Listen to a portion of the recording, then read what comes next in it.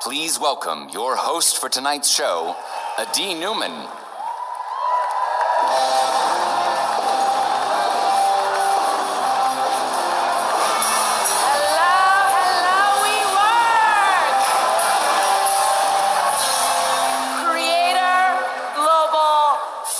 Let's hear it! We're so excited to have you all here with us. Big welcome to all of you watching the live stream from home. What a year. What a year this has been for the Creator Awards. We had 8 Creator Awards around the world. From those regional events, we had 36 local winners. Those 36 regional winners then joined us for a 3-day event from which only 8 people were chosen to perform to you tonight. They were selected not only for their mission-driven companies and their business savvy, but also for their humanity and their ability to really encompass what it means to be we. Ladies and gentlemen, these are the best of 2018. They've come here to us tonight from Brazil, from China, from Israel, from the UK, and right here from the United States of America. So first of all, good luck to everyone that's made it so far. Congratulations on being here with us tonight, and we hope to see you again soon. But first, let me start with introducing the nonprofit category. In this category, we have finalists that leave us awestruck with their battle for compassion and their tireless effort to do work that betters people's lives. Now, ladies and gentlemen, we have 3 finalists in this categories, and the winner will be chosen by you. Everyone in the audience, everyone watching us at home is eligible to vote. Please pay close attention to the videos and to the stories of our competitors. I didn't go to school for 5 years. I didn't even leave my room for about 4. I was very closed until I got to Keimer. חברת קיימה היא חווה שבה עובדים צעירים שלא הלכו לבתי ספר, מגדלים ירקות ומוכרים לקהילה. When you finish a day, you feel accomplished. Right now I feel one of the first times in my life capable. I don't know how I would have come back without Keimer. אנחנו מתעסקים בעכשיו קודם כל. ועכשיו מי חבר'ה שאולי הרגישו מאוד מנותקים מהחברה. באים לטפל בהם, אנחנו גם לא אנשי הטיפול שלהם. זאת אומרת, מה שאנחנו רוצים זה שאותם חבר'ה ייכנסו לצוות.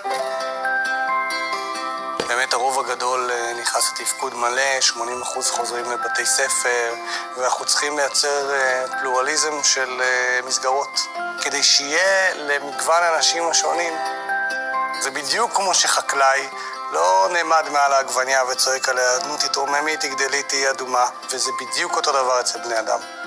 אנחנו חייבים לדאוג לתנאים הכי טובים כדי שנוכל לגדול בהם. טוב. 对，在我有自己的孩子之前，我几乎不知道世界上还有。我的女儿大概是6个多月的时候被确诊的，那个时候我就想，我说可能将来她一辈子都是要坐在轮椅上的，但是这个还不是最恐怖的事情。我觉得最恐怖的是她这辈子都没有接受过教育，脑子一片空白，就这么过了自己的一辈子。发现很多的普通学校都不接收脑瘫的孩子，尽管我们看起来他们有很多的障碍，他们也跟我们有很大的不同。那我就想，这么多的脑瘫孩子，他们怎么办呢？我希望有这么一个地方，既能够给他们提供康复，也能够给他们接受教育。一个呢，我作为一个母亲，我觉得这件事情是我必须要去做的。只有这么去做了，我的女儿和她的这些同伴们才有未来。这个是我的女儿，她的名字叫李君如。我觉得她也是一位创造者，因为有她，才有安琪之家。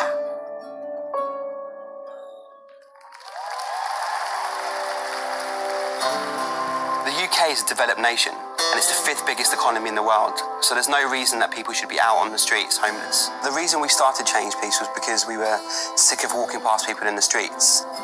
We've all been conditioned to just say that problem's for someone else to deal with. So what we're trying to do is change that perception. So Change Please is a social enterprise that finds people who are homeless. We train them to be speciality level baristas, providing a living wage job, housing, bank account and therapy support. We interview them, we give them 1 day's trial, and we don't give them a 1 month trial. And the most important part is that we give that person a house within 10 days. So within 10 days, that person's housed. That's the first real milestone that they feel back into society and feeling that they're no longer homeless. And ultimately, we've got an 82% success rate. This model really is working. It's really making a difference to people's lives. Our goal is to reduce homelessness and take people off the streets. And when that's done, then that's when our job will be done as well.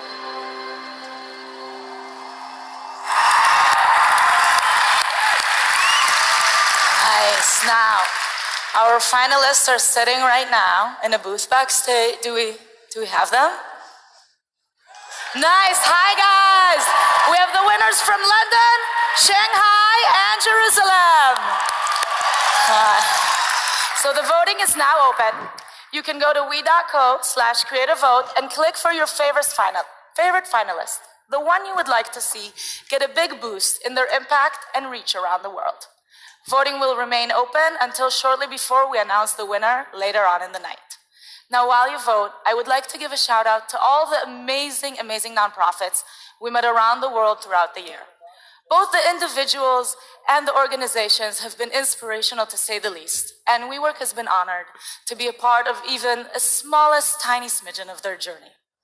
Speaking of journey, this is the end of our 2nd year at Creators, and it's been a spectacular ride, from inspiration to reality. To tell us a little bit more about the vision behind it all, please welcome to the stage our CEO and co-founder, Adam Neumann.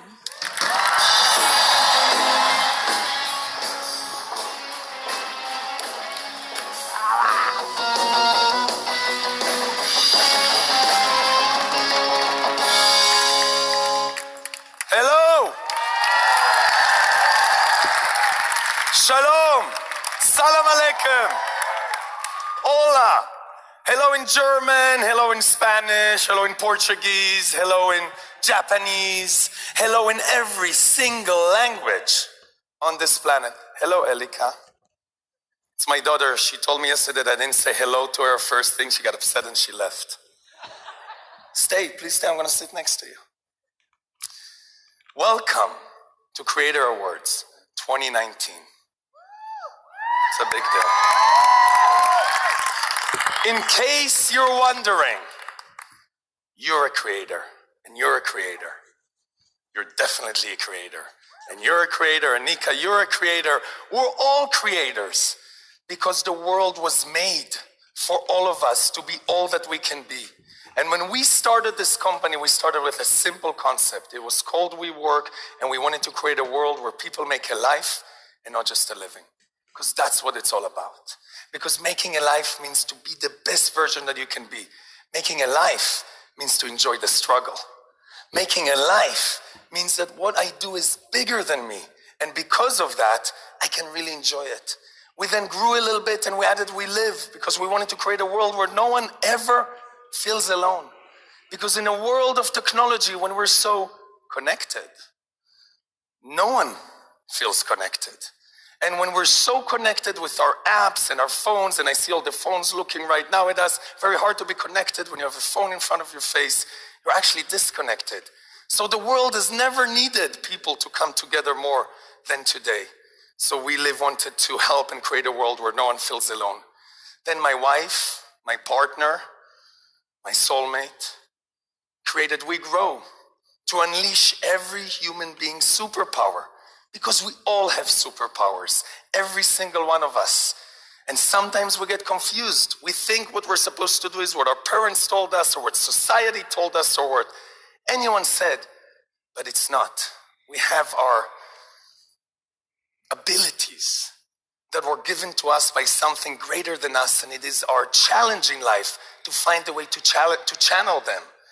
And Rebecca said, why not start with the children? Because if we unleash their superpower, they just might unleash ours. And as that started to grow, we realized that the mission of our company is bigger than any of these. And when you take those three missions and you bring them together, you get to the new mission of the new company, to elevate the world's consciousness.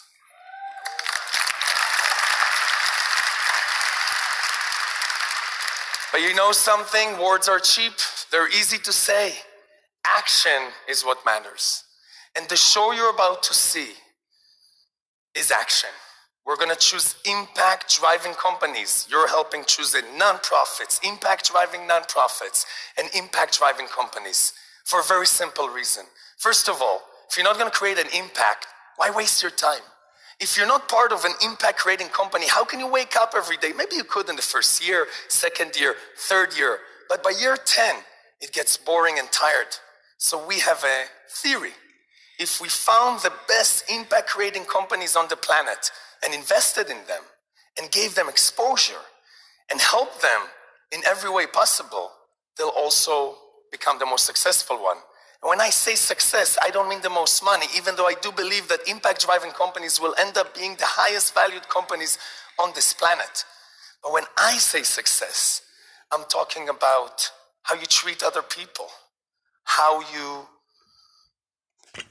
become part of something that is not just based on your own reality, but actually based on what this planet needs.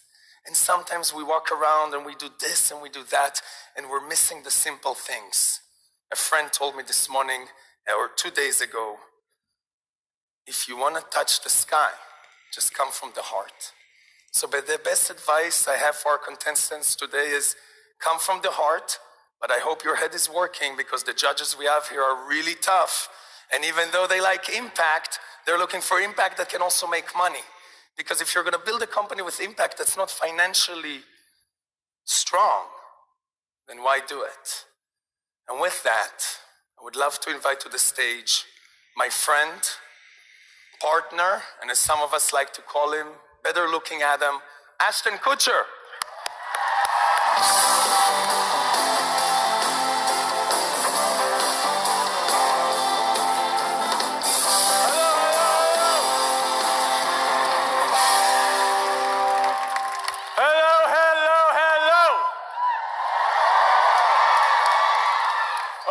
Guten Tag. I'm just throwing in all the ones Adam didn't know. Ciao. What's happening? Okay. What am I going to talk about? See, the problem with coming after Adam is Adam never tells you what he's going to say. So if you're about to say similar things to what Adam says, then you come out here and you don't know what to say. So that's the position I'm in right now. I'll start with the fact that I have a cold sore. That's really uncomfortable. So I usually get really animated and excited, but I have a cold sore on my right here. I don't know if you can see it, but it's a really good one. And usually I would never admit that to anyone in the world because it's kind of embarrassing. I have herpes. That sucks. But if I don't start with something where I'm being real and actually exposing a little bit about myself, I'm never gonna get real. So there it is. So I remember when I was a kid and I used to get like a cold sore, I'd always tell somebody I got punched in the face because it sounded a lot cooler than I got herpes. But I've had them since I was a little kid and I didn't give them to myself, so I don't really know what I'm embarrassed about. Okay, so that's out. All right. That's what happens when you don't know what you're gonna say. Okay, so I woke up this morning and my amazing wife who's here, I love you so much, stand up, hold on, wait a second. This is one of the most incredible people on the planet. You stand up and just say hi. Just stand up and say hi. Yeah, come on, say hi. That's a boss. So my amazing wife we were gonna wake up and work out this morning, but I was snoring so loud that she felt like I was really in a deep sleep and let me oversleep.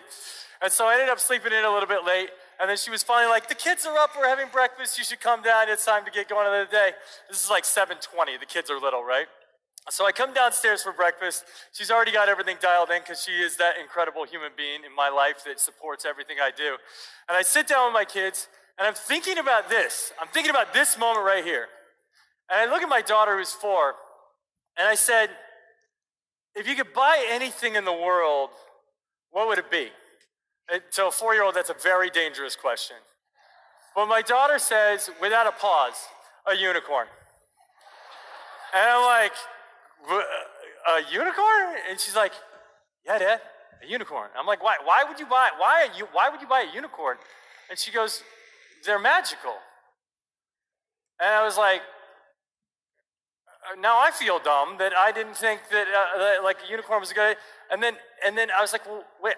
I've known about unicorns, and I've they got the horn, and they're a horse, and they're really pretty, and they got a rainbow thing. Like, I know it.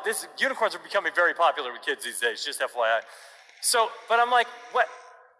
Wait, why is the unicorn magical? Other than the fact that it's a mythical creature that actually sort of never existed. There was a dinosaur they found that had a thing that sort of looked like a unicorn. They called it But I was like, how are they magical? Because I've never actually known how unicorns are magical. And she's like, Dad, the unicorn has a little friend, and it's a squirrel.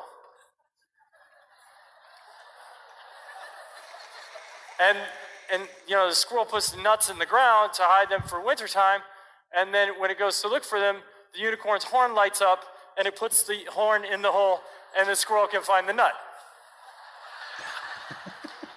And I'm like,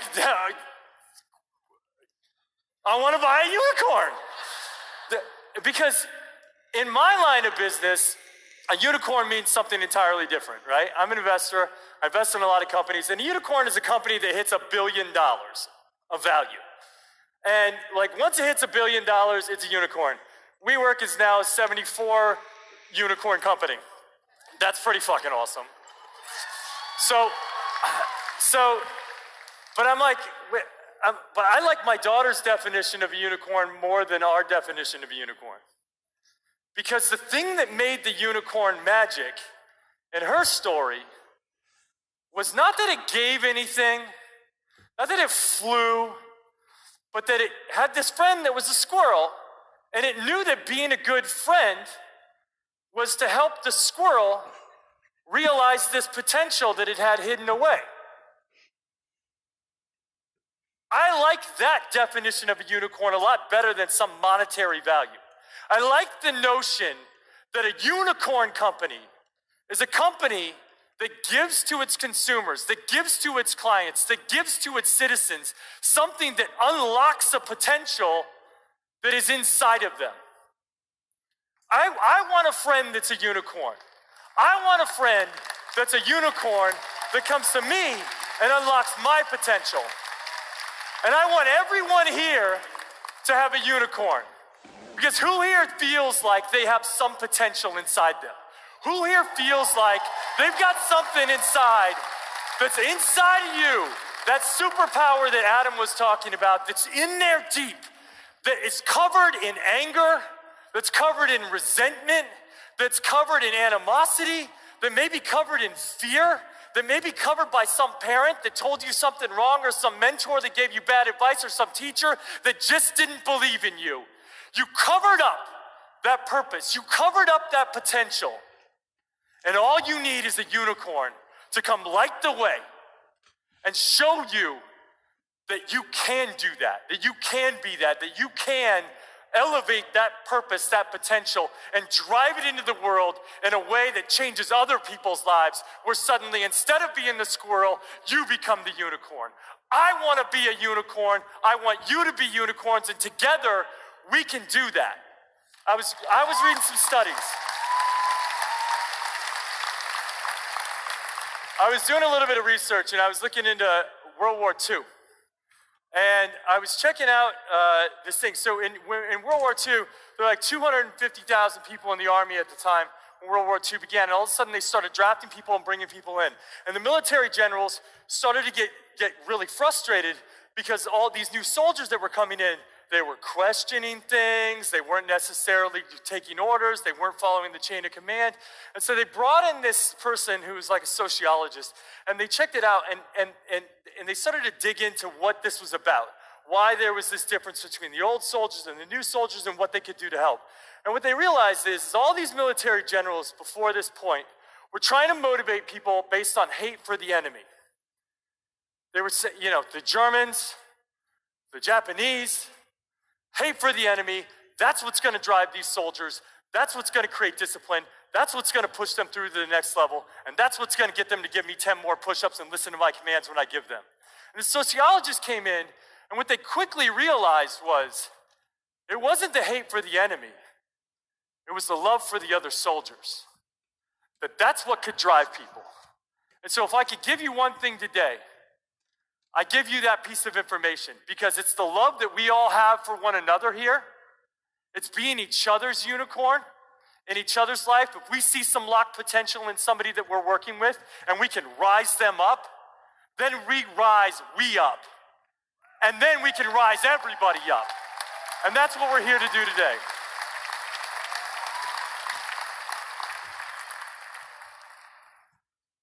Oh, let's stop pepper off the cuff.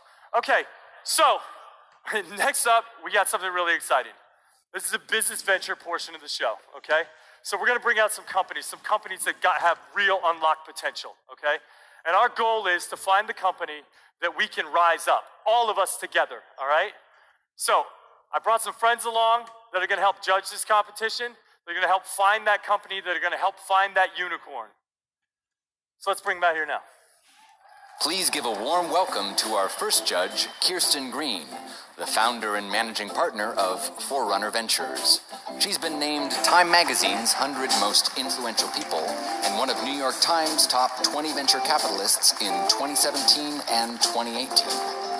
Let's go. Hi. Yep. Next up, Gary Vaynerchuk, the chairman of VaynerX, an entrepreneurial pioneer and a New York Times best-selling author.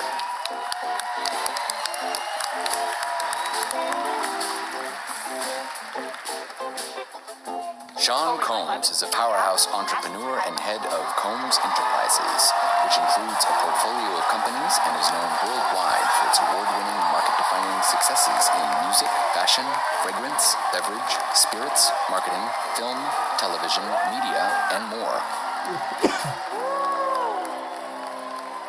All right. I'll be your unicorn. Oh, you can be my unicorn any day. Okay, so check it out. Let me just lay down the rules of this competition really quick and how it's going to roll out, and then we'll show you some of the companies and give you a little idea of what they're up to, and then we'll bring them on out here. So here's how we're going to kick it off. The companies are going to come out. One company is going to come up to the middle mark. They got 1 minute to pitch, and then we have a 10-minute Q&A where we're going to grill into the companies. Now, be prepared, because we're going to get a little aggressive. Not aggressive in a sense that we're trying to beat them down, we're trying to lift them up. And we need to understand what their potential is so we can rise them up and actually turn them into companies that change the world, all right? And we want to make sure that we get this right, because it actually matters to all of our lives. Okay? Great.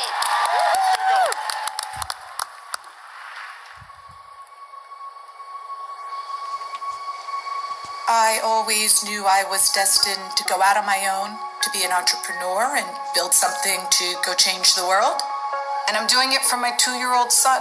I want him to have, clean air to breathe, clothes that aren't toxic to wear, clean water to drink. For me, it's always just, it's really a part of my DNA. I came here because I want to solve problems and, I want to create change. And that's really who I am.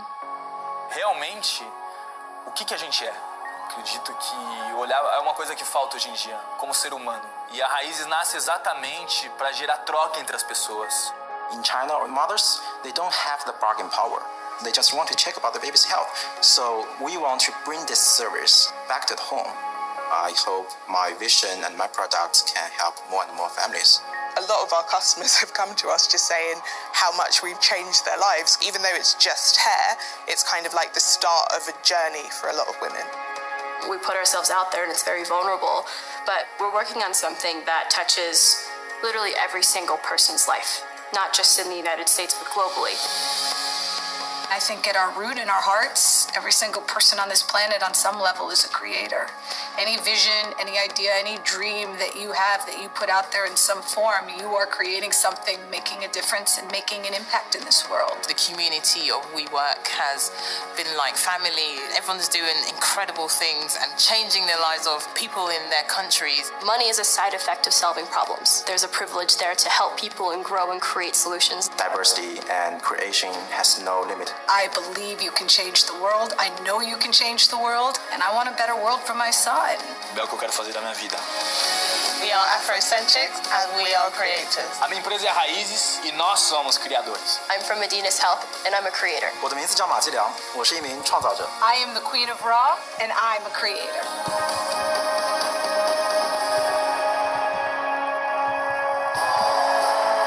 Please welcome to the stage this year's Business Venture finalists.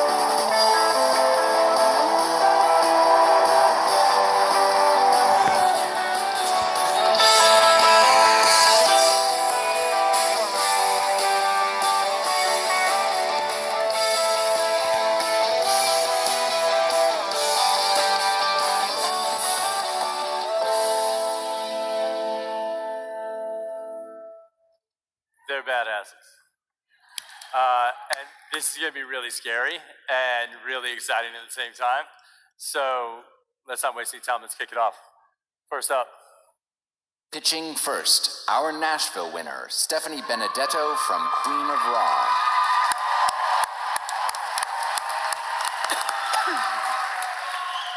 Your 60 seconds begins now.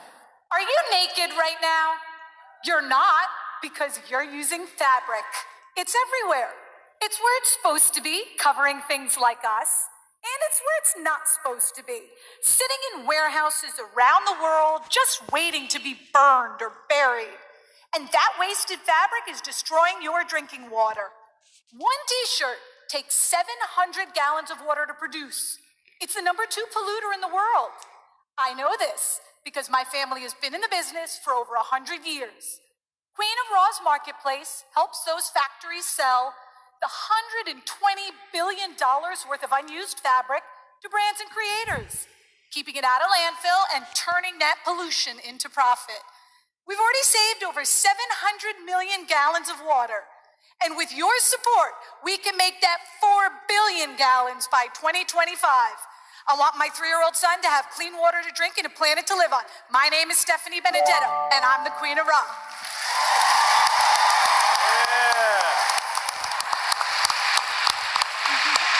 Nice work. Yeah, let's jump in. Who's up? So, how long has the business been around? We originally formed the company 4 years ago, but we've just been doing our research. We were working on other businesses at the time. Officially launched this summer, onboarded inventory, and the marketplace has been up and running since early September.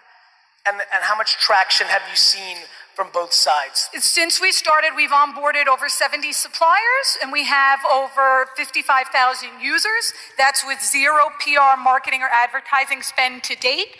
We've done over 125K in revenue on the marketplace alone, but I can explain to you soon how we've done even better than that. So you haven't spent anything on advertising. Just our time. Right, but do you believe that that's a positive channel for you to acquire consumers, or is it more of a rep basis sales business? Well, for the marketplace, it's worked fine without doing any PR marketing or advertising for paid spend, but obviously over time, we're gonna need some dollars in order to do that. But our focus is not just on the marketplace. I know when I saw you at the regional finals, you pushed me a little bit on the marketplace and that 25% commission that we were getting. And I think your question was more around, can you do better than that? And we can. Since the regional finals, we actually have taken the engine that's on the back of Queen of Raw and spun it out as a SaaS software solution for all those suppliers. And so now they can actually measure and trace their supply chains in real time. So not only can they sell that waste, but they can minimize those waste streams going forward. Kind of. In your prepared remarks, you talked about how big the market is, how big the problem is, and what the potential for impact is.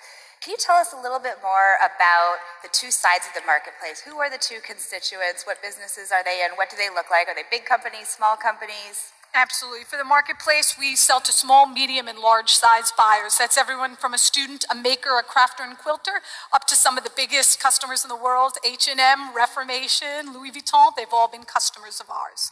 But for the SaaS software solution, that's really going to focus on the enterprise sellers. And for someone like an H&M, we don't just get them as a customer. We get all 2,000 of their suppliers in their supply chain. And all those 2,000 suppliers in their supply chain, we get their supply chain. And I think that's really where you're going to see the network effects with the enterprise businesses. The market itself, I quantified for fashion fabrics alone, it's 120 billion, but that's just the beginning. This solution on supply chain software applies not just to fashion, but to food, to beverage, to automotive, interior design, computer electronics. This is the $1 trillion thread that is going to solve the world's water crisis. What's the process? What's the process for bringing product onto the platform, for validating it, and then getting it to an end user? I spent a lot of time originally curating that community that we've built up and really doing my history and credential work on those suppliers. So we reach out to these suppliers or they reach out to us. We figure out what their pain points are in their supply chain, how much waste they're generating, and then we work with them to see how they currently have it mapped out. If they have an inventory management system, we can quickly and easily onboard them with our wizard tools with a click of a button and have them up and running in under 2 hours. So I need to understand something. Maybe you have to remember, like, I only have a high school degree, so sometimes like this stuff gets like beyond me. Is your SaaS solution for the textile manufacturers, or is it for the actual retail stores that are buying? It is for anyone who has a supply chain. So for the textile sellers, any company like H&M, right. Any factory, any mill, any person within their supply chain. So it's for the mills as well? Yes. But don't you actually get your supply for the other piece of your business, the 25% retail business, you get your supply from those same mills. Sure. And the reason why you get supply is that they haven't done very well with inventory control, right? So they've mismanaged inventory control. They have too much supply on their side. And suddenly you get this discount product that you actually don't have to hold on premise for your company, and you actually just take a 25% fee for selling that. So if you make them more efficient in their textile manufacturing, isn't that the juxtaposition to actually building up your supply chain? That's my dream. That's what I'm here to do. If I can get rid of the marketplace because there never is any more waste in the industry, I still have them all on that SaaS software solution and their entire supply chain. We see less than a 1% churn once they're on. So even if they minimize that waste stream going forward, they're still using our supply chain system to map, measure, and trace that supply. So what percentage of your business is the supply chain piece of the puzzle, that SaaS software, as opposed to the 25% commission on resale? Right now, the number I just quoted you is 100% the marketplace, because the SaaS software solution, we built it out since the regionals, and we're in active negotiations with enterprise buyers and Fortune 500 companies on deals that are valued right now between $250K and $1 million. So that's going to become a bigger. Your anticipation is you're going to ramp up that SaaS business and then drive it. Without a doubt. It's but ramp up. How many customers do you have on the SaaS product right now? I know it's new. Are there any? Any users of it? Yeah. We have one pilot that's a paid pilot that went through it, and now we're in active negotiations with 6 more for first quarter launch. Can you talk to me about the money? How much? Really?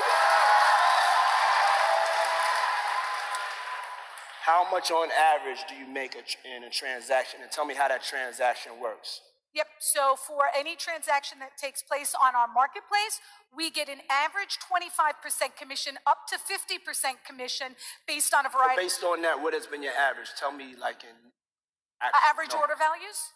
You're asking average order values for all the parties? Yeah. Absolutely. So for a small buyer, our average order value has been around $200.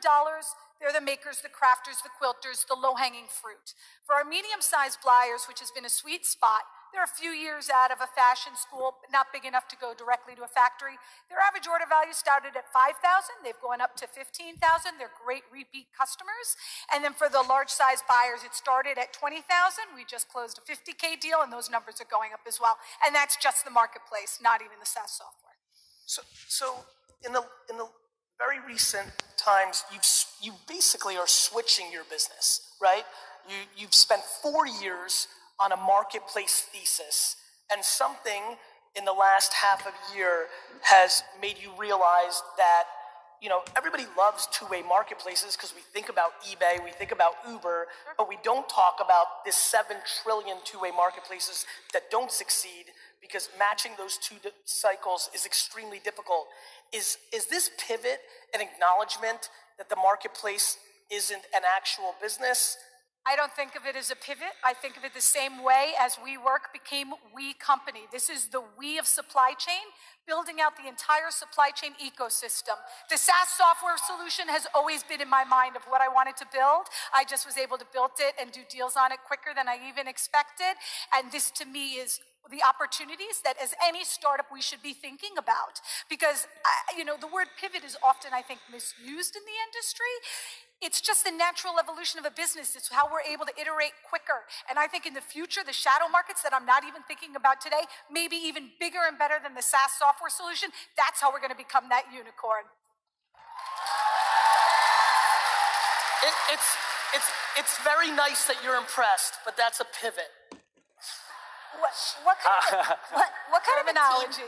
What sort of a team do you have in place right now, particularly to be working on the software side? Absolutely. So we work out of WeWork Empire State, and I know that Caitlin and Jeremy are out there right now.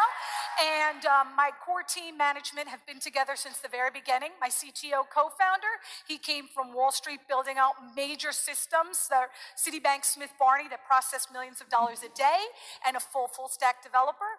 And then he manages our tech team of 7. And then I have my creative director, who's also been with me since day one, telling our content and our storytelling, building our podcast, which has hundreds of thousands of listens to date. And he manages with me our business development and sales, which is 3 right now. If you win this, what's the first thing you're going to do with the money? We want to do more faster. We want to be able to onboard inventory quicker, keeping it out of landfill and turning that pollution into profit. We're bootstrappers. We did all this without doing a full raise to date. So that money would be a game changer. We'll definitely grow our business development and sales team and our tech team in order to meet these bigger deals.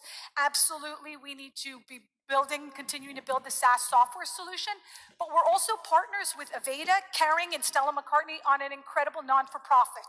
And we want to expand our partnership with them. We pledge a portion of our proceeds, and we give communities in Africa access to our platform in order to be able to sell their goods in other markets. Amazing. Well, listen, I think we're about out of time, and so we're going to have to wrap it up, and I'll just ask one last question. The first thing you said is you hadn't spent any money on marketing, but then you told me you have a podcast. Yep. How much money do you spend producing your podcast? 0. I have not spent $1. Love it. Cool. Thank you. Thank you. Pitching next, our Shanghai winner, Ji-Young Ma from Modo.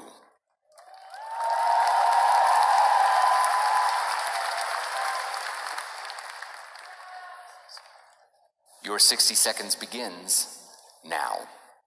Nothing gives more pleasure than the gift of new life. Pregnancy inspires love, excitement, and anticipation.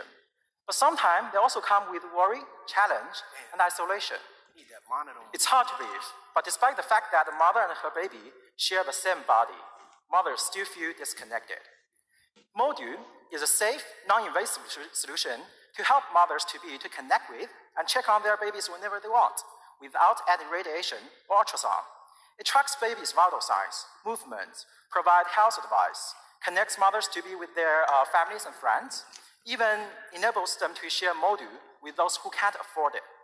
So far, we've accompanied more than 45,000 pregnancies and helped prevent the loss of 69 babies. We are working toward the future where pregnancy is empowering, enjoyable, and safe for all. And if you are as passionate as we are about new life, please join us to make this reality. Thank you.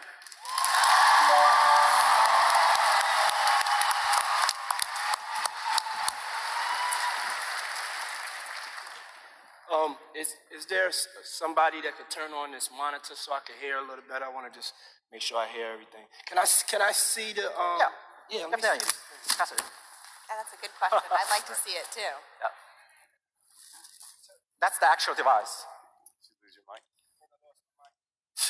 So tell me. We have some real technical difficulty here. You can do it like this, but it's gonna get weird. Okay. Hope my breath is fresh. Oh look, Yeah, your rescue. Real nice. Yeah. There's your rescue. I mean, you know he smells nice, but the breath is unbelievable. I want that breath. How do I buy the breath? How do I invest in the breath? That breath is a unicorn. That's what unicorn breath smells like. Yes, it does. So tell me how this works. Where do they wear this? Like if you're pregnant, where you just put it on your stomach? Mothers simply stick or use a strap to fix the wearable on their belly and connect to their smartphones, and that's it. That's easy. Okay, and when there's something wrong, how does it alert you? What's that, sorry? When there's something wrong, how do you get alerted? Okay, so we have physicians online to do the consultations. So every time you do the checkups, then we give out a 20-minute report. And then you can always consult the physician online by one click. So if there is anything abnormal, our physician will try to contact you on the app. And then if abnormal occurs 3 times, we just try to call you and suggest you to the hospital. So what are all the sensors? What are all the variable sensors that you have built into this? And then of those sensors, what are the sensors that give you the most accurate feedback relative to the health of the baby and everything else? So you're asking about the sensors? Yeah. What's the entire sensor stack inside here? Yeah. So actually, we totally redesigned a industrial standard microphone to actually make it can hear the exact frequency of the heartbeat. Because heartbeat is the weakness signal inside of the belly, and because it will be affected by the noise of the environment and noise of the inside of the body too. So yeah, it works just like a stethoscope, but with very sensitive and dedicated design for the frequency of the heartbeat. So it's really just a microphone. It's actually redesigned microphone, and actually we are R&D a new technology which is detects the electricity change by the little particles like tanli. Yeah, carbon particles, very small carbon particles in the small box. So when there is a vibration, well, it affects makes the skin vibrate, and then makes the air vibrate, and then we detect the electricity change between them. Talk to me about the competitive landscape. This is when I kind of first saw this, I'm like, haven't I heard about this? And then I realized what I was thinking about was a company called Bloom Life. How do you differentiate from that? Yes, actually, Bloom Life is working on a ultrasound technology, and we are totally a passive technology, and we are not emitting any energy, any radiation or ultrasound energy. And when we're looking at competitive landscape, actually we have the alternate solutions have a huge downside when comparing to Modo, because we are safe, firstly, and then secondly, we can give out a continuous monitoring report, which those devices cannot give. They only give instant numbers, which doesn't show anything. So physicians, they need to understand fetus health status from a continuous 20 minutes report.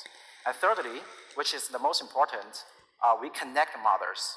We actually connecting mothers with their babies even before they're born. So, for example, we have functions that even create music based on the rhythm of the heartbeat recordings, and then the mothers can share to their families.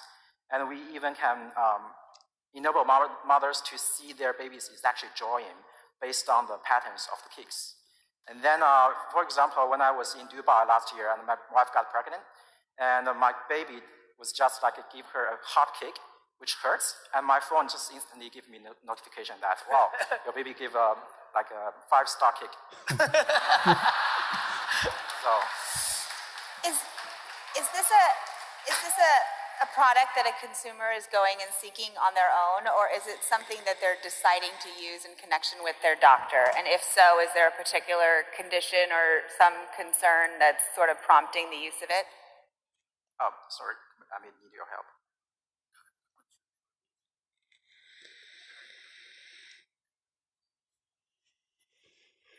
Okay, so yes, what we are doing right now is a family healthcare. And it works basically, it's a pre-screening for the, if anything like risky or abnormal happens. So once we detect any abnormals, then we just suggest the mothers to go to hospitals. And these hospitals, they will use those bulky and big machines to diagnose it, to reassure if there's something wrong. And then, yeah. Is that actually what you are asking? Okay, so, but you do have to have a doctor that's collaborating on this with you to read the results for you. Sorry, could you? Do you have to be working with a doctor to get the results? Yes. Oh, actually, our doctors, they will have their own client on their app. It's an app on their phone. So we are hiring part-time doctors who are still working in the big hospitals in China. Okay. And then we just create a platform that connecting the doctors and our customers. So the algorithm works just like a Uber.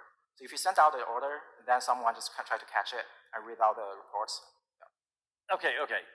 So we've got this. You have Bluetooth connection to my mobile phone, right? So there's the data is going from Mama Belly, and it's going onto the phone, and then from the phone, it's uploading to the cloud, and then you have a bunch of doctors in China that are looking at this data and looking for any anomalies in the data, and then those doctors can notify you if there's an issue, right? Yes. Okay. So how many false positives have you had over the life of the? So I had this. Like Bella Beat thing that when my wife was pregnant and we would sit there and listen to the baby's heartbeat for the first one. The second one we didn't really care so much, but we would listen to the baby's heartbeat, and sometimes we'd freak out because we couldn't find it and couldn't hear it, and now it was more of a panic than what it was a help or a beautiful thing because we're in this. So how many false positives have you had? Actually, right now we are trying to be like conservative, because we don't want to lose any risk that is potentially risky. So we will just give out a score. The score is from 1 to 10, and if you have a score like above 8, that's totally fine, and I'm just giving you a green light. And if you have a score like below that 8, then it's like a yellow light, and then we suggest you to do the checkups again. So based on our historical data, I would say like there's only less than 1% of truly negative, how do you say that? False positive. Got it. Yeah. So then when now you freaked me out because I got a 7, and I go to my doctor, and my doctor goes, "Oh, we just checked everything out. Everything's okay." Do you have a feedback loop for that? So that definitely, yes. Because I don't want to avoid that because that's actually happening. But the feedback from our customers is actually surprising us. They say they get some like false positive alarm, and they go to hospitals, and after they do every checks, and then it's totally fine. So when they come back, they still be really thankful to us because they say that without this device, I might go to hospitals like even more times. It's like frequent trips to the hospitals all the time because I'm nervous, or maybe I'm like just curious about my baby. So yes, there are like things like that. Cool. We have time for one more question. How many? Oh, go ahead. I just want to know how are we gonna make some money? Like with a theme. I'm the money man. No, I just wanted to understand as far as business-wise, like what do you see the potential as from a business standpoint? I understand, how it's helping mothers, but what is the thing that excites you business-wise, and how big do you think that you could grow this company? So if we are talking about closer, like this year, we are expecting to impact like more than 80,000 pregnancies more. And then based on our calculations, we are going to save help to save at least 110 lives more this year. And in the next 3 years projection, we are going to serve like at least 500,000 mothers in China. How much in sales are you going to do this year? We got close to $4 million sales last year in 2018. And we hit break even. What's your projection for next year? For what? Your projection for sales? When you're for 2019? Yeah. Yes, we are actually looking at 50 million, which is $8 million. $8 million, so you'll double the size of the business. With the goal of trying to save as many lives as possible, what potential exists to lower the price point? I think it's $200 now? Yes. So actually we are rolling out Modo 2, which is a new version of Modo on a sharing model. So sharing economy is blooming in China, and the concept is like very easy for our customers to acquire. And another thing is that we are redesigning our product to relatively lower manufacturing cost and more durable. So we can like recycle it and make it multiple use to bring down the entry barrier for our customers. Also, which is going to be like. That's fantastic. We're out of time. Thanks so much. Really appreciate it. Thanks for saving those kids. Thank you. Thank you.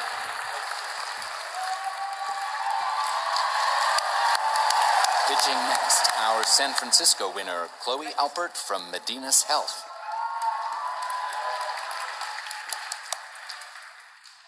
Your 60 seconds begins now. Medical debt is the #1 cause of bankruptcy in America. And the US healthcare system generates over $700 billion worth of waste every year, and those costs are passed on to you. Billions of dollars in perfectly good medical equipment ends up in the trash because there's no easy way to buy and sell pre-owned medical equipment and supplies.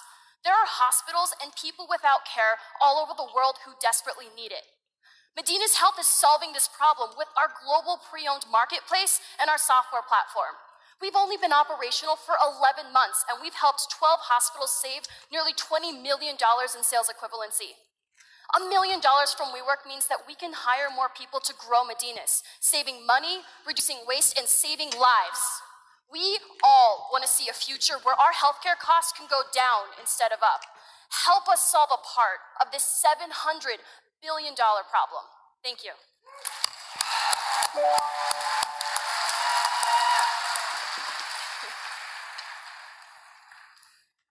Hi, can you help us understand a little bit more about the market in terms of like, how much equipment does an average hospital have? What the lifespan of an average piece of equipment? Is there another, what are they doing with it today? So we estimate that each hospital has anywhere from $500,000 up to $2 million in equipment that will be recycled or thrown away each year. And the big reason is that when you look at a hospital's books, 40% of what makes it up is actually materials management and the OpEx and CapEx that goes into their equipment. So right now, CFOs are dealing with hospitals that have a 2% operating profit, and they desperately have to cut costs. When they have high procedure costs, insurance companies bill more. So when they're cutting resources to materials management, these people have to do 5 and 10 jobs, and they're not technically savvy. And everybody knows that selling into healthcare is very, very hard. So the solution is software. When it comes to actual lifespan, it actually completely depends on the modality. An MRI machine can have anywhere from 8 to 20 years of life expectancy, whereas a patient monitor might be 3 to 5. We actually have one of the largest databases of secondary market transactions that enables us to actually understand what these equipment life cycles are and actually help hospitals optimize when to sell and when to upgrade. And then what we're able to do is take that piece that's from the secondary market and sell it to a low-income area, a smaller ambulatory surgical center, or perhaps an international hospital who can't afford a $2 million MRI machine, but can afford a $250,000 MRI machine that has 6 to 7 years of useful life left. Where are you getting that data from? Sorry, what? You said you have one of the largest databases. Where's the data coming from? It's been coming from eBay, from all of these different transactions, because right now this market's a wild west. It's actually a supply-constrained market. We have a 99% sell-through rate on everything that we bring into the market, and it's supply-constrained. Everybody's desperate for that. So we've been looking at transactions historically on every channel where these brokers, who are literally just random strangers who buy and sell off the docks of hospitals, and there's no regulation. And the thing is, people's lives are on the line. But one more time to just dig a little, like, how are you gathering and filtering that data? We've been scraping it, normalizing it, and then running the linear regressions. And then the software that we're building that marries into our marketplace integrates with the actual databases and maintenance management systems at hospitals. So not only are we mining existing systems, we're using historical data to paint this much bigger future and a bigger data picture. And on top of that, our ongoing transactions are augmenting our data set. So not only do we have the software, we have the moat because we're giving them free tools to enable them to do their jobs better, and we have the inherent defensibility of a marketplace. So I have to drop a full disclosure on this particular company, and I'm probably going to sit out the rest of it. The full disclosure is at Forbes 30 Under 30, we learned about Medinas. We invested in Medinas from Forbes 30 Under 30. And so I've already have an investment in this particular company, and I just want to have that on full disclosure on display for everybody here. So I've already been thoroughly impressed, as I have been impressed with every single other company. So I will sit back and sit down on the voting on this particular one, just because I think that it's important that this is the most fair competition that we could possibly have. What will it take for you to scale this business? And what have you learned over the last year? So we've only been operational for 11 months. Healthcare spend in America is $3 trillion. We're a startup. We're taking on one of the largest titans in the world. We need every penny, every vote of confidence, and every resource so we can expand Medinas. We need to bring this to more hospitals. We need to bring this to more countries so we can actually help create this global network. If we can bring 300 hospitals onto our platform, we can have billions of dollars in sales equivalency impact, and we can actually be a profitable revenue-generating company. And not only that, we've noticed that our hospitals are starting to do procurement through Medinas. So not only are we helping them with their secondary market issues, they are actually giving us an opportunity to own end-to-end equipment lifecycle management, which is a $150 billion opportunity. That $700 billion number I cited is a makeup of wasted procedures, administrative costs, overheads, overspends, and the software that we're building and the services that we're providing reduces that waste across the board. And every time that we hand a hospital a check for $100,000, that's the equivalent of them doing $3.7 million in business. As you think about building the marketplace, yes, how do you think about approaching, in particular, like building the supply side? Yes. Do you go to a hospital and try to sell them on kind of, bringing their whole set of equipment onto the platform, or are there a few pieces that you feel like those exchange hands faster, more often, and it's more strategic to get a really big database of MRI equipment? Like, what's the thought process there? So one of the problems with selling into hospitals is it takes 8 to 9 months. We figured out how to sell into hospitals in weeks. Our fastest sale to date was 14 days. And what we do is we go to the hospital and simply say, we're here to help you. We help you buy and sell your pre-owned medical equipment. Let us show you. And we literally do the deal right there for them to actually help them solve their problem. Because one of the biggest pains for our users is speed, complexity, trust, and then money. Right. And then from there, we're able to use that trust to say, we also have this software platform that's free that can help you solve your problems. In exchange, we want to do your liquidations and help you make better management decisions. And that playbook has shown to be consistent and an ability for us to grow very quickly. We've also seen performance marketing as a channel bringing in buyers because we have a 99% sell-through rate. We're acquiring buyer leads for $10 that are converting to $40 CACs with an AOV of $40,000. What is your main marketing channel right now, or how are you finding those buyers? So we have a mix of enterprise sales team, Facebook ads and Google ads, as well as a call center. We've also found that we've had more inbound that we can actually handle, and we've been doing some large enterprise partnerships that I can't talk about publicly, but I'm very excited about. What role do you play in kind of vetting the quality of the equipment and thinking about how you get it from point A to point B? So we're the logistics solution. Okay. We have to help them understand the pricing. We need to bring in the service providers who can facilitate the de-installs. We have to handle the payment escrow. We have to handle the inspections and any of the regulatory.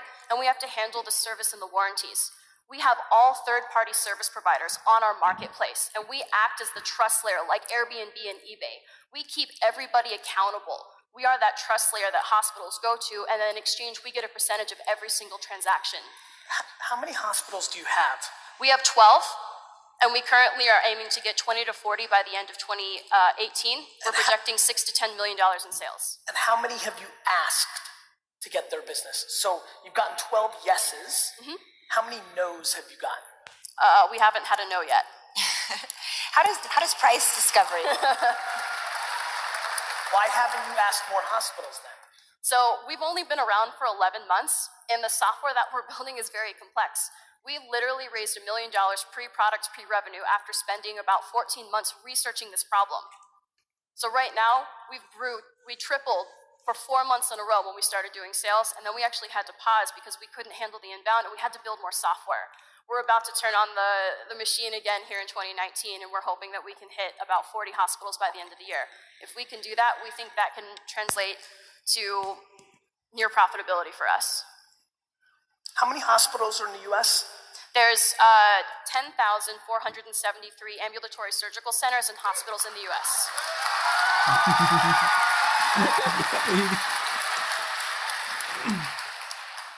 This is more fun to do with an audience. As you think about building the marketplace and having the kind of element of touch and service involved, what does that mean for your staffing model in terms of like regional needs versus kind of an HQ model? So we have account coordinators and enterprise sales. So what we do is they're in the field. Yes. Yeah. And we actually, the best thing about having a marketplace is that we're bringing tons of different profiles of service providers on there. So we have field agents, we have partnerships with manufacturers, with refurbishers, with de-installers, with people who can actually help. And so we're creating this huge ecosystem of people who have been completely fragmented with no technology. And the thing is, materials management is one of the unsexiest parts of healthcare, but it's the literal bedrock that enables those neurosurgeons to do the miracles that they do. And it's the reason that we're here. It's the unsexy problem that can create a change and save lives. Can some of those partners unlock like big pockets of opportunity or shed light on where that might exist to kind of help you direct? So for instance, almost every medical equipment manufacturer in the US has a very fledgling trade-in program. And they're actually approaching Medinas to use our software so they can manage their trade-in programs on Medinas. And our marketplace enables them to communicate with all these service providers, brokers that they're already trying to work with who have bad behavior. Medinas is that trust layer. We facilitate that transaction, and we're enabling them to be more efficient in that entire process. So in this whole rosy picture that you're painting, what hasn't worked? Yeah. This is rosy. Sounds really awesome. 12 with hospitals, like this is some rosy stuff. Yes. Like what hasn't worked? So we thought about charging a subscription fee for our software, and what we realized is that slowed down the enterprise sales cycle, and that's where we got caught up in that 8 to 9 months talking to 1 million different people. We realized that if we give our software away Those were the no's. Yes.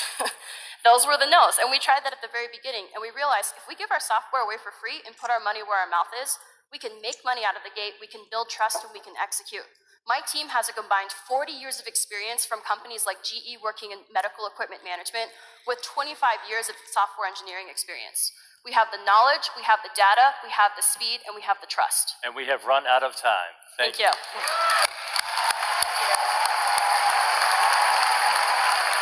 Up next, our London winner, Rachel Corson from Afrocentric.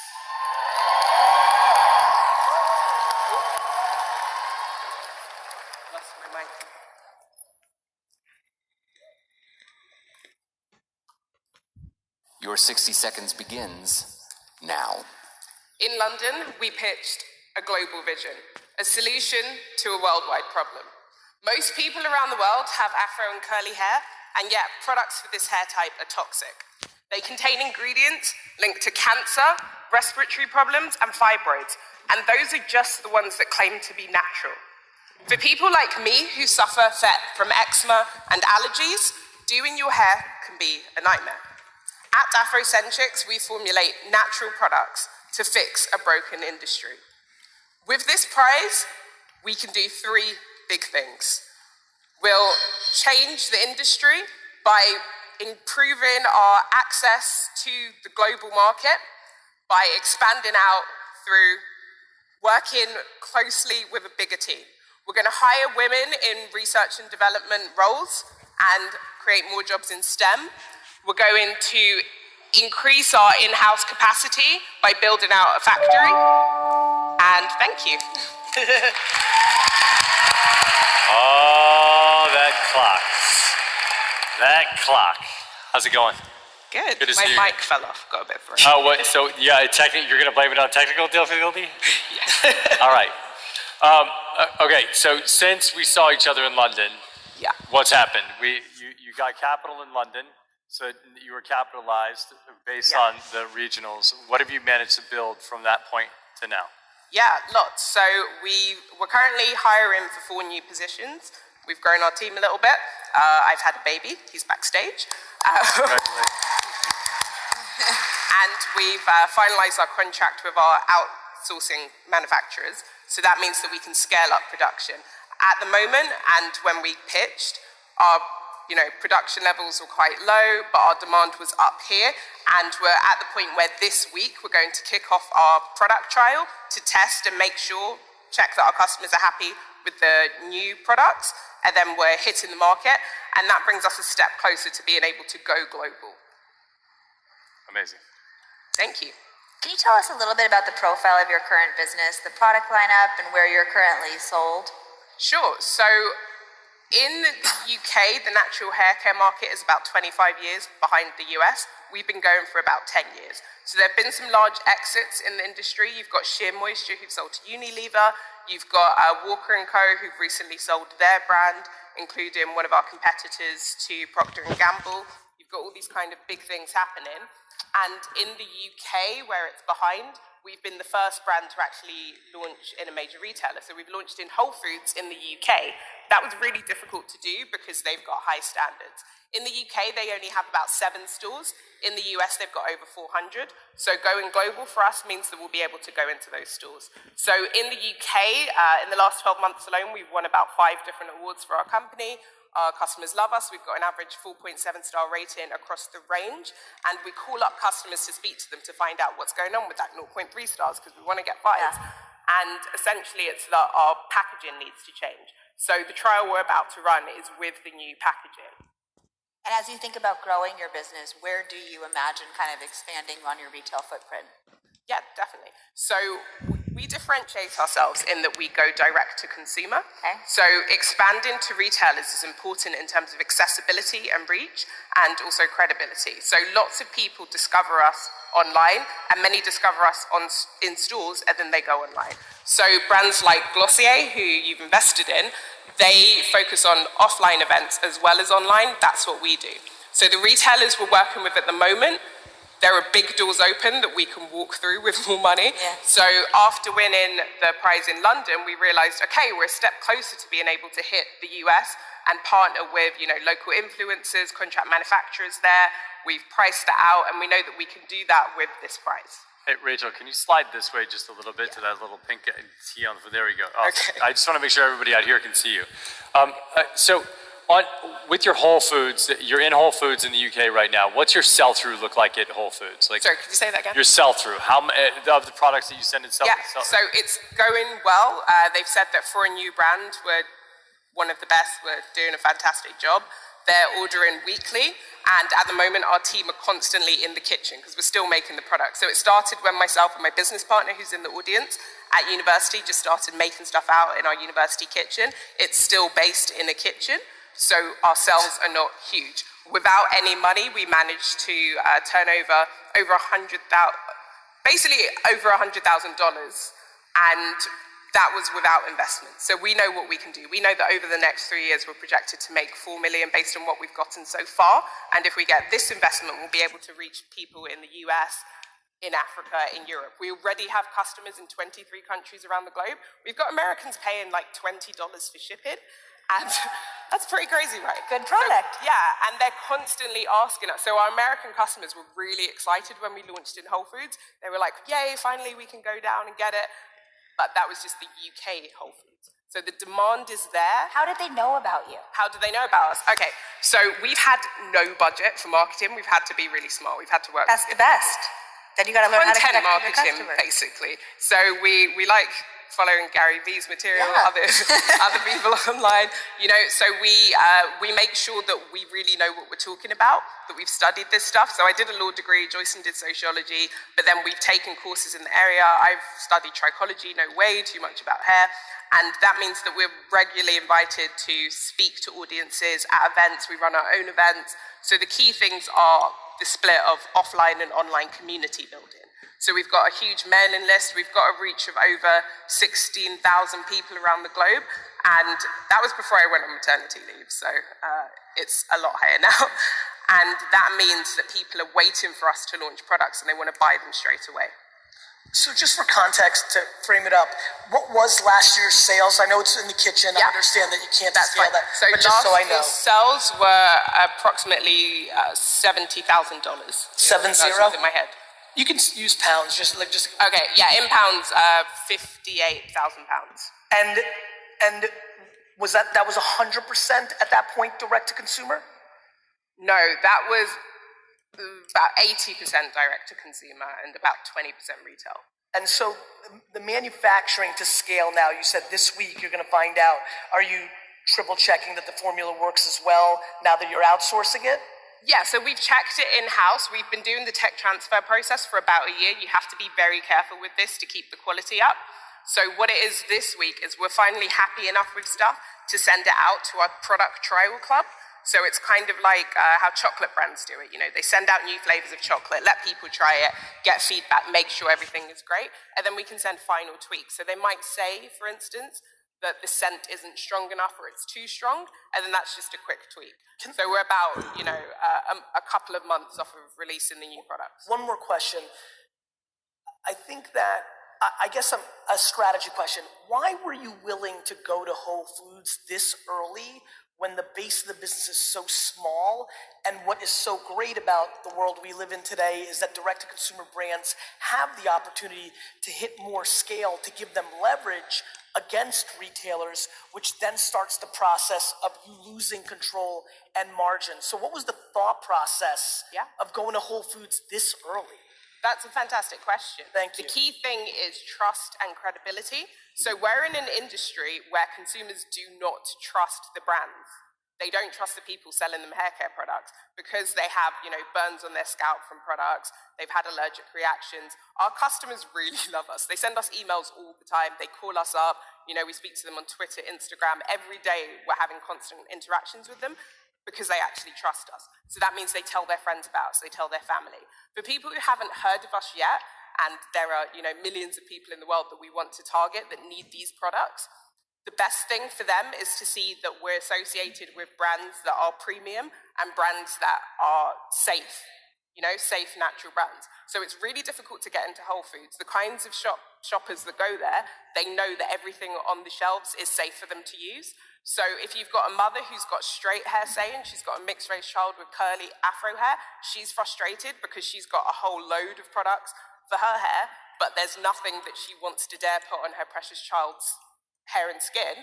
Then she sees our product in Whole Foods, we're the only one, that really stands out. So there's a lot of credibility, it builds instant trust, and it saves a bit of that time. So there are other things we want to expand into, for instance, a baby range, and being in Whole Foods is really helpful with that. It's a good partnership. We negotiated the margins very well, and it works for us.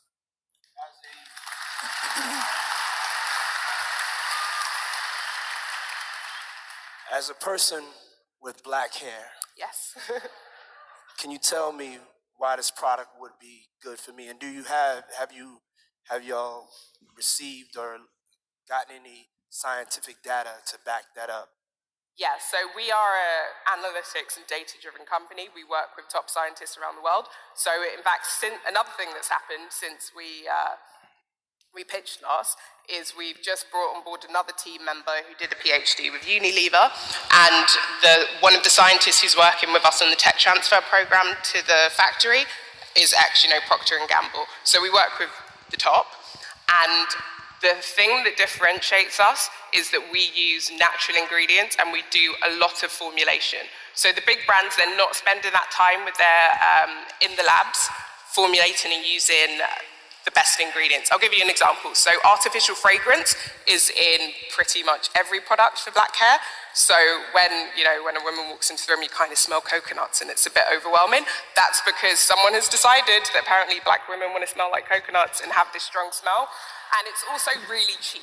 You know, artificial fragrance is super cheap, but it's also one of the most common allergens out there. So as soon as it goes on my skin goes red and flares up. But even for someone not as sensitive as me, it causes headaches and it's more kind of sinister health impacts over time that you might not immediately see.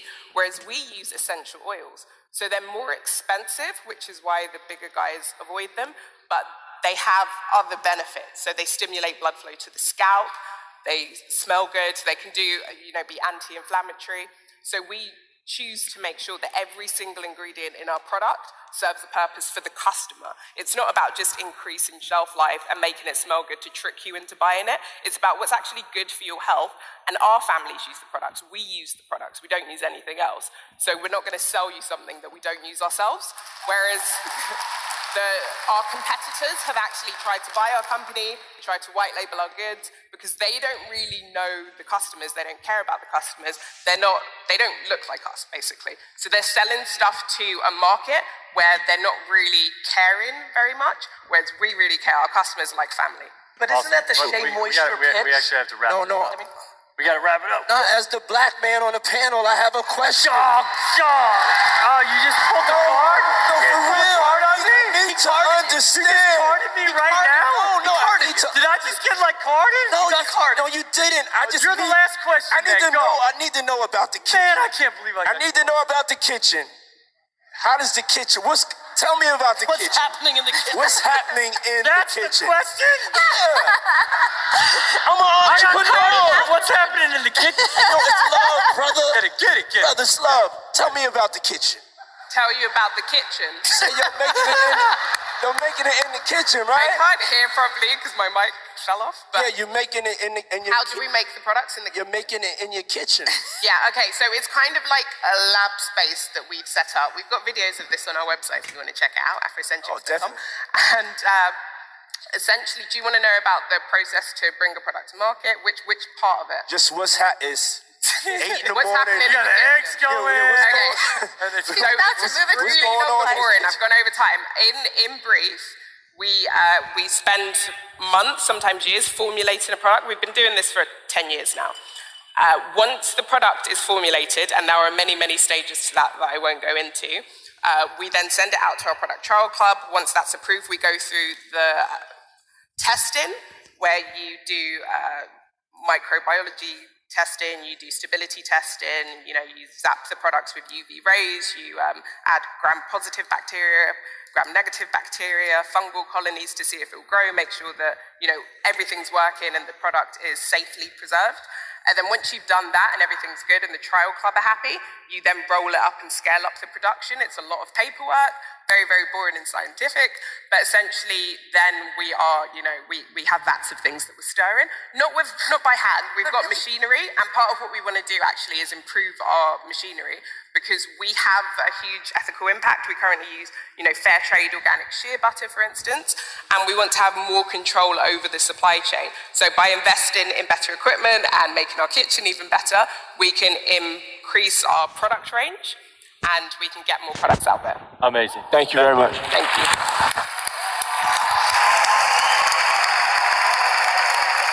And finally, our Sao Paulo winner, Tomás Abreu from Raiz.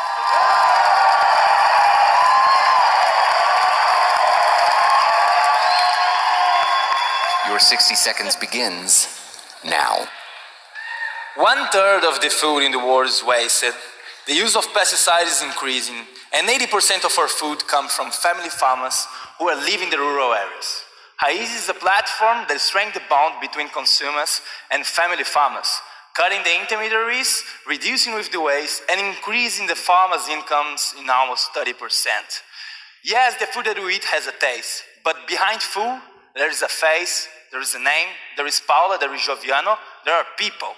And we, as community and as society, need to look more to our bodies, to ourselves, to the others, and create an exchange beyond just consuming. We are proud that 2/3 of Raiz are women, a community of more than 20,000 people, and deliver more than 300 tons of organic food last year. At the end, what do we do? Besides access to food without poison and a healthy environment for the next generations, is to value and nourish who really feeds the world, the family farmers. Thank you.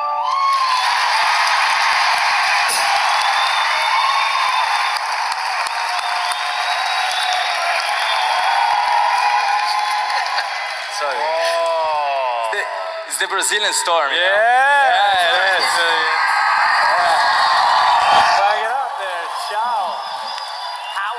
It's in the blood, it's Latin, you know. All right, so you're the marketplace that sits between the farmers and the consumers. You're driving organic change. Amazing. How do you run quality control? Because you're delivering it direct from the farmers directly to the consumers, but you're the platform that's making the transaction. So how do you make that quality control? Actually, no. Actually, we do the fulfillment of these farmers. So the quality control is done when the farmer brings us the product, okay? So what is good, what is beautiful about food is that what you buy at Raiz is in the earth. It's not yet harvest. We harvest after you buy it, so we have no waste. But the farmers deliver to us, we do the fulfillment of more than 2,000 products that we got, and then deliver to you. So we do the quality control in the fulfillment. How old is the company and what was revenue last year? How much was our revenue? Yes, and how long have you been doing it? We are doing now for 3.5 years, Raiz. Our revenue was almost $1 million last year, and we grow like 5 times last year. And we want to grow with this money that if you are giving us more 10 times in 18 months. Okay, Brazilians, if you want to help your Brazilian friend, if you yell every time he talks, then we're going to get less questions, we're going to have less information. So I love the enthusiasm, but I want to make sure there's time. Okay, let's go. For $1 million, how many farms do you have on the marketplace and roughly how many customers? We have now about 850 farms and 19,000 consumers right now. Okay. So, but we have no money until now. We just almost bootstrapped with $70,000. And what's like a typical customer behavior? Are they purchasing from multiple farms? Is it coming from multiple places? Are they purchasing many times a week? Like, what's the? They are purchasing from multiple farms. They are purchasing from Amazon community, rice communities in the south of Brazil, wine from Argentina. So actually, you are buying not just the product, but a lot of farming products and other products around Brazil. So normally the consumers, they are not just trying to buy quality, freshness, accessibility, and time because it gets to your home. When you buy something, and I think all consumers know that, you are, how can I say, approving that, yeah? So they approve what comes from. They approve the farmers. They approve the Amazon communities. And that's what you do when you buy a supermarket chain. Probably we are done with that storytelling of just showing like local farmers and the face. We do that too. But we want to know how much you are paying to these farmers because they are not paying well. What's the harder side of this marketplace, the supply or the demand? Actually, it's both. It's like a balance, to be true with you. So you create the supply, and then you create demands, and it push one to another. But as we pay more and pay well for the farmers, they tell the farmers. So you create a network of them, and they start to grow. They just apply for the platform. And the consumers one, we do branding offline strategies, marketing performance, and programmatic medias, and actually word of mouth works a lot for us. Oh wait, I thought you were pre-selling the product. I thought you were pre-selling the product to the consumers and then fulfilling after. Yes, that's true. So why not just build up the demand side of the market and then just go find the supply? Because actually you can't do that. Logistics is really hard here. So actually we are not so. California is a privileged place, but when you talk about Brazil and you talk about other countries... No, explain it to me, because I don't know what that market is. No, it's really hard to get there. So you put the product, you go and buy, and then we do the logistics. Did I answer you? Sorry. Well, what he's asking is if you have such good programmatic and performance marketing, why not sell ahead, sell 1 trillion beans and carrots, and then go and find it? Because food and nature don't work this way. You can't sell what you don't got. So actually, you can't grow like thousands of lettuce from day to night. What do we eat? What you eat today at lunch take months to get grow. So we need to have this conscious. So how long does it take from your order to how long does it take from somebody sending you an order to having it delivered to them? I didn't understand your question, sorry. How long does it take from somebody ordering something off your platform to getting delivered? Okay, if you deliver until 11 a.m., you receive it the next day. And now we are doing same-day deliveries with a little change. We are doing a machine learning algorithm that is predicting the food. So we buy this food first, and then we sell to them in the same day. And there is no waste, because we all ask for lower than what we are ordering for. Tell me about your competition. Do you have a lot of competition? A competition? You have competition, yes. In Brazil? Yeah, in Brazil. Was a tough competition. It was a lot of good guys, and the energy was lovely. But that's what you're talking about, competition? No. Who are other people? Are there other people building a company similar to you that you're having to? My competition. I'm sorry. I thought about Creators Awards. What competition are we talking about? He's like, I'm in an alley. This guy approaches me, and I couldn't. Just come, baby. Let's do it. Okay. I know. We have a lot of competition. It's my accent. I'm sorry. It's good. Right. My accent is not good too. But the competition, you have a really tough competition. The market barrier, actually, it's not that big. So what we got is like, we do things differently. So when you buy from the off, you have freshness, you have quality, you have traceability, you know where you're buying from. We have a net promoter score now of more than 85. We have a retention rate of 82%. People keep buying with us. So you always have to have the competition, but we are looking to ourselves and how we do better right now. Is your 82% retention on your demand side or on your supply side? On the demand side, 82. Demand side. What's the retention on the supply side? 98.5%. And you said you had 750 farms? Sorry? You said you had 750 farms? Yeah, 850. 850, sorry. And did $1 million of business. What kind of business, what magnitude of business could the farms produce if you kind of got the maximum out of it? So actually, we don't got the max amount of each farm always because of two things. We got 60% off day. Two things.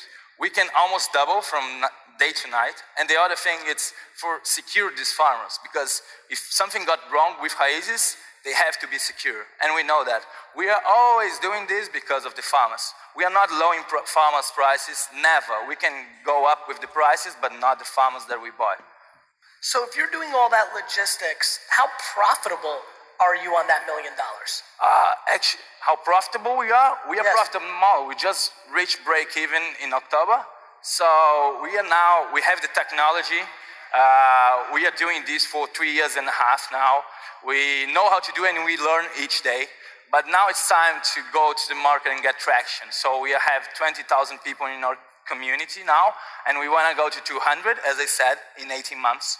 But it's profitable. If it was not, we will not break even. Agree? So yes, that's how logistics and shipping in Brazil are very difficult, right? The logistics and shipping in Brazil are very difficult. A lot of the truckers are on strike. There's been a lot of this happening over the last year while you're trying to grow the business.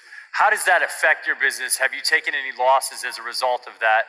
And what do you foresee in the future from a logistics position, like moving this produce from one place to another? It's not just Brazil, but actually between a farmer and a consumer, normally you have 3 stops. Here in the US, you have like distribution and retailers. And logistics is hard, but it's harder when you don't have scale. So for us, it was much harder when we started than now. When you got scale, it's much easier to do logistics because you can like have a truck by yourself. You don't need to buy space in a truck. So you're not using third parties to deliver? We are using just third party. We are not a logistic company. We are a tech company that connects farmers with consumers. So we connect to this third party logistics, and he delivered to us to fulfillment, and then they deliver to the clients. Got it. What would you do with the prize money? What would be the first thing you would do with the prize money? We have prepared the price in 3 things that we need right now. 30% is to improve our technology. There is done, but need improvements. Technology is not always done. So 15% is for infrastructure and fulfillment centers. And we have 55% for marketing and cash flow for the next 18 months. Now, we have this major amount on marketing and cash flow because we're already doing it, you know? So we already know a little bit of the way, not the whole way. So now it's about getting bigger, getting more farmers, getting more community to join us. And I don't know, maybe Adam could have We Eat someday, I don't know. Awesome. It's going to be good. Yeah. Thank you so much. Thank you. Thank you for your time. Very good.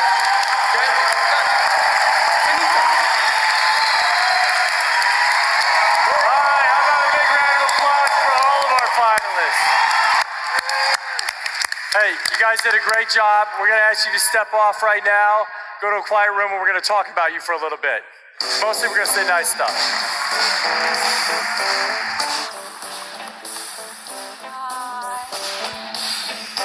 Our finalists, ladies and gentlemen. Wow, you guys, wow. That was serious. Are you already judging?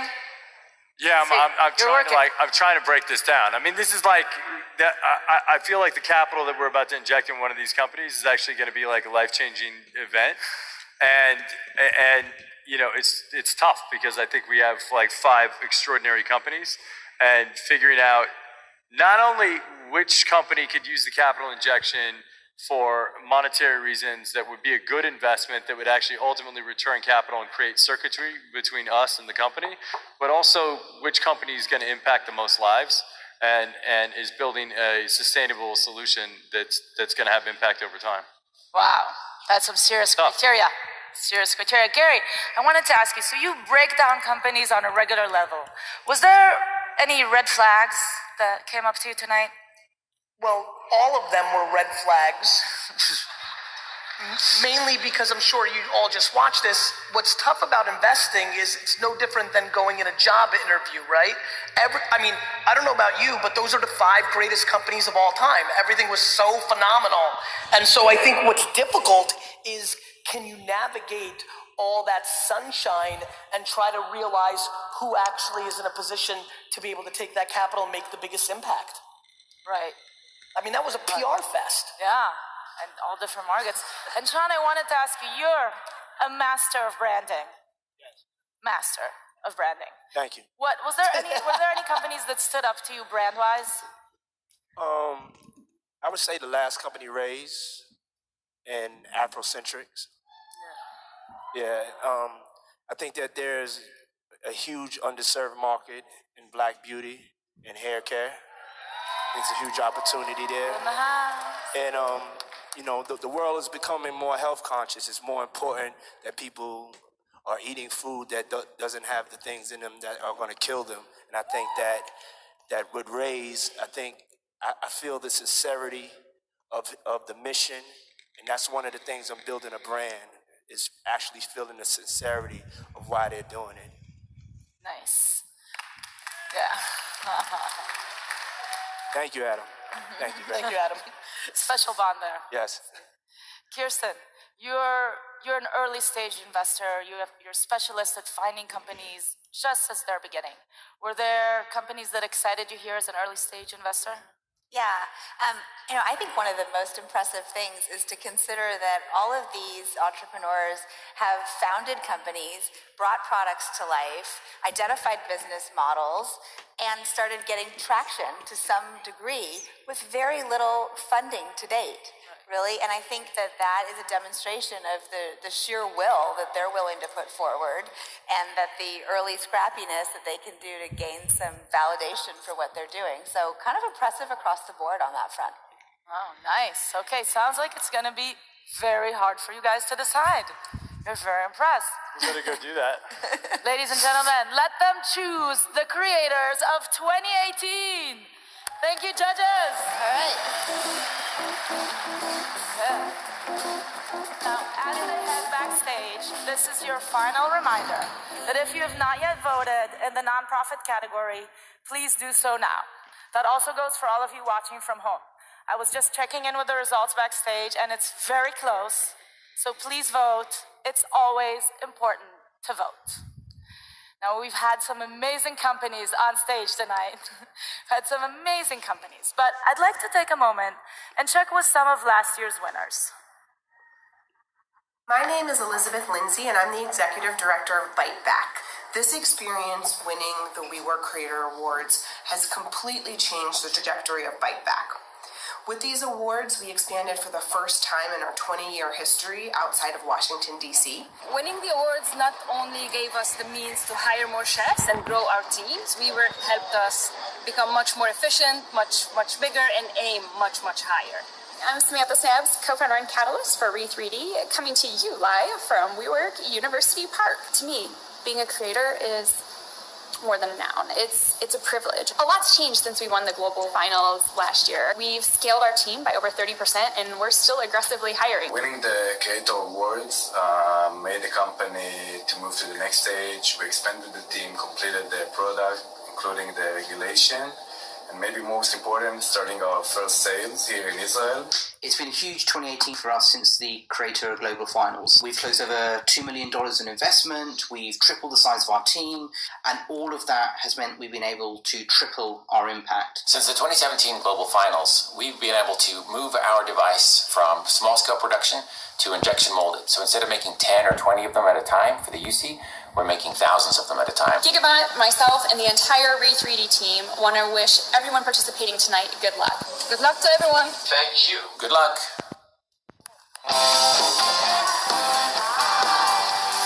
Ladies and gentlemen, joining us tonight, Elizabeth Lindsay from Bite Back. Hi. Hello, I am so thrilled to be here. Hello, everyone. Hey, you guys, so you saw her for a second at the beginning, but Bite Back is a DC-based nonprofit that serves unemployed and underserved communities by teaching them IT and tech skills that they need in this changing world. Now, tell us a bit about how this year has been since your big win last year. This year has been absolutely incredible for us. We are expanding into Baltimore and hopefully nationwide soon. Our students make on average $24,000 a year more after coming to Bite Back. And so we are completely that's a helping them whole other change person's their lives. salary. Extra. So training hundreds of more people and expanding nationwide really is going to make a dent in inequality and help people to achieve their dreams. Thank you. And now, earlier today, I was lucky enough to be privy to a little bit of your story and your personal story. Can you please share with us what inspired you to find such meaningful work? Absolutely. This work is really personal for me. I'm the first person in my family to go to college. I grew up in a very financially insecure family. I often had to do my homework with a flashlight because our electricity would be cut off. And I would not be standing here, which is such a dream come true, right? I would not be standing here without the access to education, the opportunities for training that I received throughout my life. And I am so passionate about helping other people get those same opportunities. We have Bite Back students who are homeless, who are struggling to pay healthcare bills for their children. And with this training, their futures are completely transformed. Wow. Thank you so much. Thank you. Ladies and gentlemen, this is what we can all do when we decide to take the power we have and use it to make a difference in the world. Thank you. Thank you again, Elizabeth. And we're very excited to hear more about your company in the future. Thank you. Bite Back. Now, yes.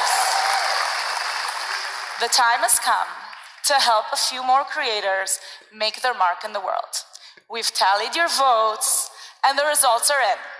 Nonprofit finalists, will you join us on the stage?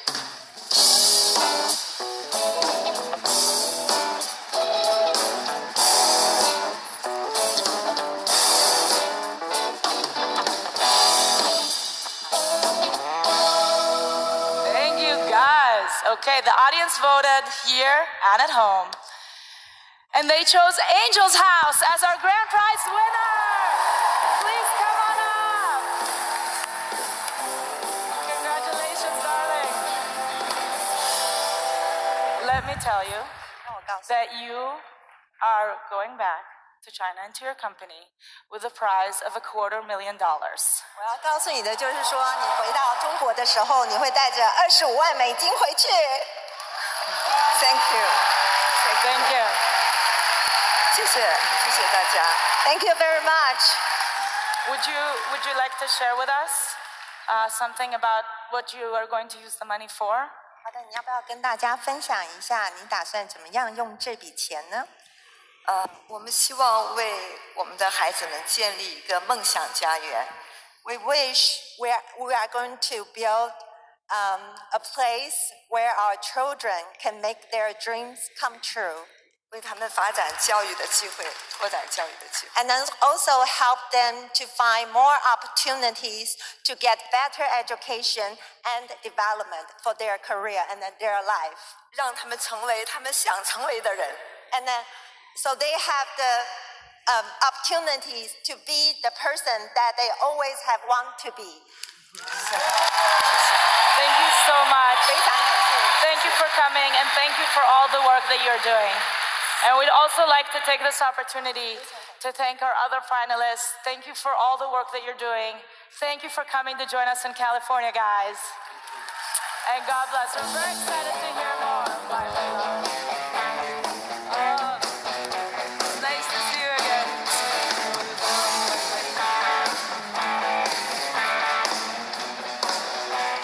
Okay. How are we doing? Jenny, are we good to go?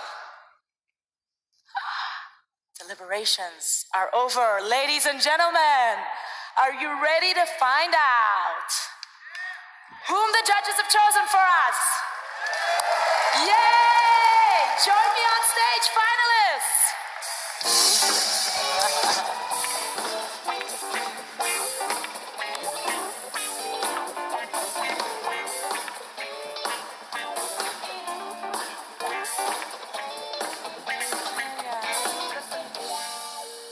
Over here. So, how did that hour since the last time I saw you feel? Unbelievable. Yes? Wow, everyone seems ready. Ha! Hey. Straight out. Yeah, we're ready. We're ready. How'd it go? Well, it went amazing. First of all of you guys did an unbelievable job. Your preparation, your answers, your focus.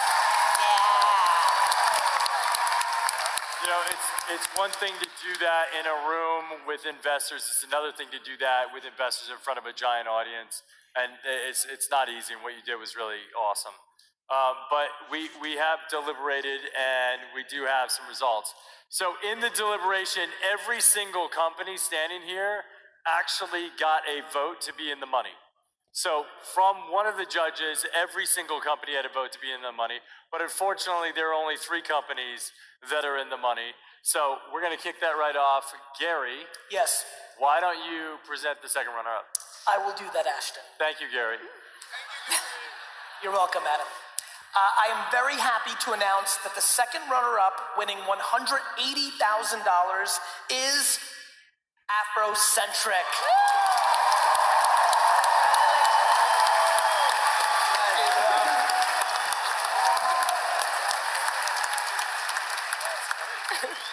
Sean Diddy Combs, will you give us the first runner-up, please? Yes, thank you. I'm very happy to announce the first runner-up, winning $360,000. How do you pronounce it again? Raiz.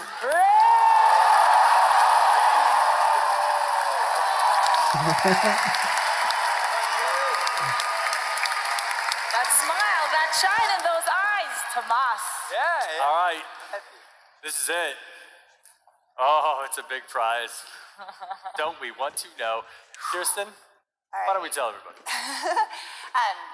All right, I get to do this honor, which is amazing. But first, I just want to say, because I can't resist while I'm up here, that I think it's incredible that Adam and Ashton and the whole WeWork team and all of you come together to celebrate these entrepreneurs, to celebrate being creators and making a difference. It's incredible.